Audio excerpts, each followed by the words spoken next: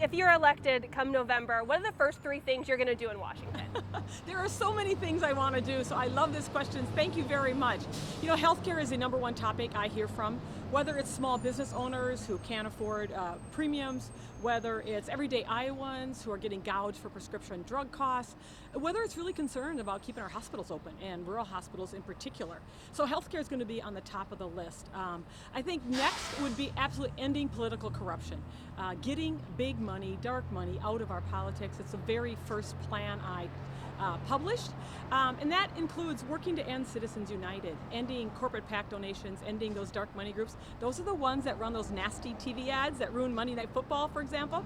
And I took a pledge not to accept 1 dime of corporate PAC donations, and ending that kind of influence in our elections is a priority for me. And then number 3, I think, just gets to our economy, growing jobs, investing in an infrastructure plan, and frankly that's something I've been disappointed in both parties in not getting done. Whether it's fixing bridges or bringing broadband to every home or airports or sanitary sewer systems and water systems, we need to make that investment for our economy and so we can compete.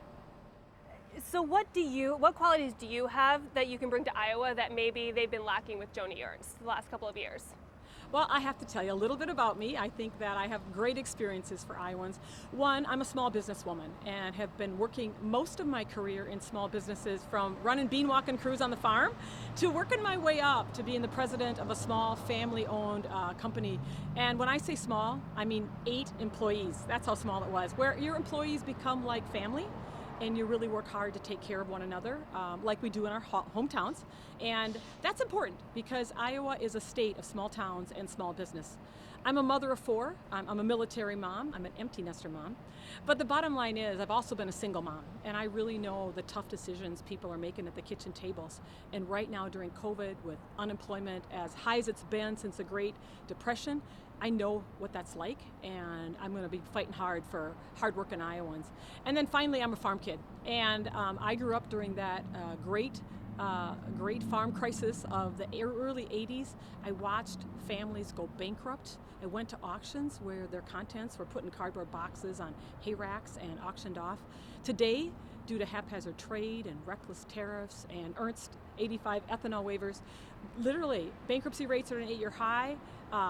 Net farm income is down about 75% since 2013, and farm families shouldn't have to worry about those decisions in Washington and how they affect their lives like our families worry. So those are 3 things that I bring to the table for all Iowans.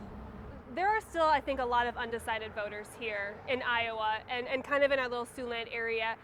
What's kind of your message to them to say that I'm the right choice, I'm the one you should vote for come November 3rd? Yeah, well, first off, I view Iowans as independent voters and independent thinkers. And certainly as I crisscross the state, people will talk to me about healthcare and jobs and the economy, leadership during COVID. But honestly, underlying all that is a real desire to end divisiveness. And I will work with anyone to get jobs done for Iowans, for our country. And I learned that, you know, after my first husband died and I went back to college and I got that first job. I worked in community planning. I spent about 14 years with neighborhood groups, planning commissions, city councils, town boards, county boards. And you will learn real quick that a pothole out in the middle of the street, you know, that's not a Republican problem or a Democratic problem. It's a problem we need to solve.